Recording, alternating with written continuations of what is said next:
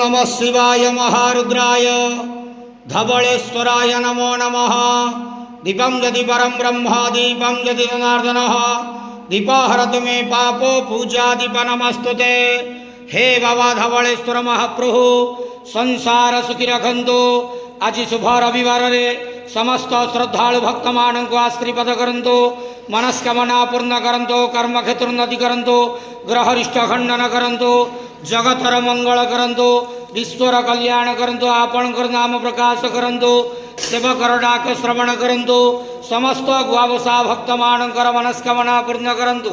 बाबा धवलेश्वराय नमो नमः।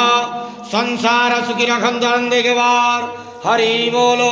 आज शुभ रविवार रे समस्त श्रद्धालु भक्त मान को आशीर्वाद करंतु आनंदवार हरि बोलो। महाप्रभु धवलेश्वराय नमो नमः। बाबा धवलेश्वराय नमो नमः।